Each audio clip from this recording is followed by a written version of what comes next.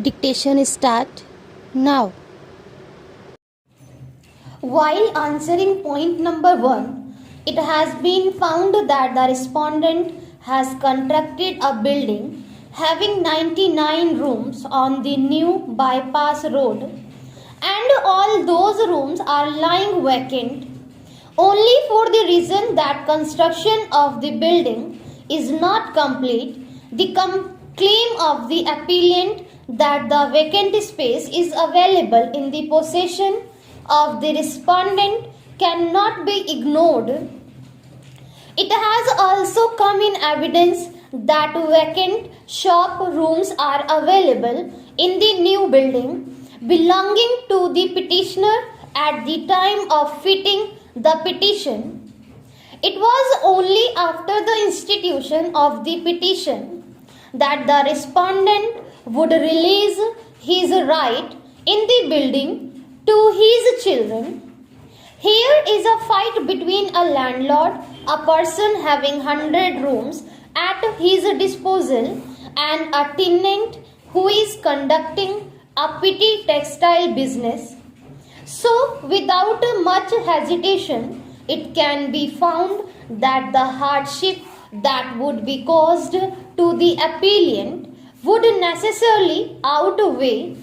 the advantage obtained by the respondent on eviction of the appellant from the petition schedule shop rooms.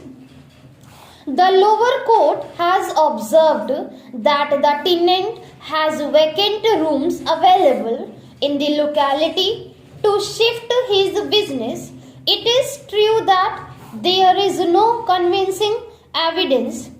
before the court to show that the vacant rooms are not available in the locality to shift the business being run in the petition schedule shop rooms for the failure on the part of the appellant to prove that vacant rooms are not available in the locality to shift the business. It cannot be said that the hardship that would be caused to him would not outweigh the advantage that would be received by the landlord. The lower court has also observed that the building belonging to one Abdul Rahman is in the occupation of the tenant. This observation has been made by the lower court relying on the inconsistency in the stand taken by the tenant. In the counter, what has been stated is that the said room in the building owned by Abdul Rahman was taken on lease by his mother-in-law. But in the evidence, the stand taken by the appellant is that it was taken on lease by one Pramila and he used to keep his textile goods in the said room. When space in the petition scheduled shops rooms is not sufficient, especially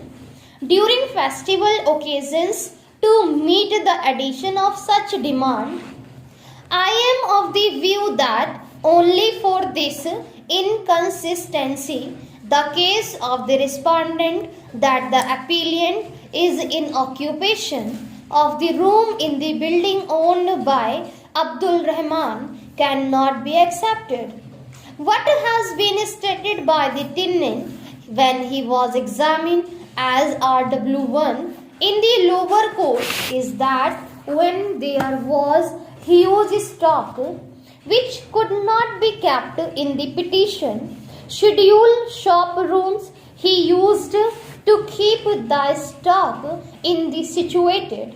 in the building owned by Abdul Rahman on a temporary basis. He also would speak that like this,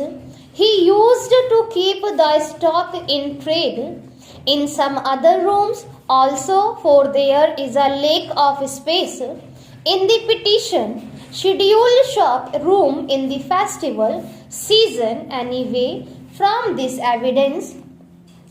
It cannot be said that the appellant is in vacant possession of another room which is suitable for the business being conducted in the petition. Scheduled shop room, so I find that the lower court is not at all justified in finding that the hardship that would be caused to the tenant would not outweigh the advantage that would be received by the landlord on getting eviction of the petition schedule premises. So I find that the order of eviction passed by the trial court is liable to be set aside. In a revision petition filed by the respondent landlord under section 20 of the Kerala Rent Control Act, the High Court interfered with the finding of fact by the appellant authority by posing two questions before itself, namely, what is the scope and extent of inquiry under section 11 of the Act, to where the landlord is occupying a part of the building in which the petition schedule building is situated, whether the availability of other vacant room in his possession in any other building would negative his claim under the Act. After stating that section 11 of the Kerala Rent Control Act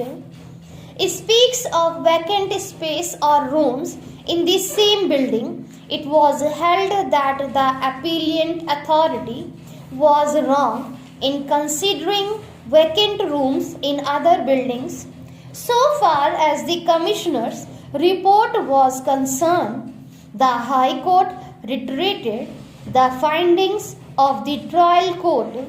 stating that the Commissioner had not reported the availability of any vacant room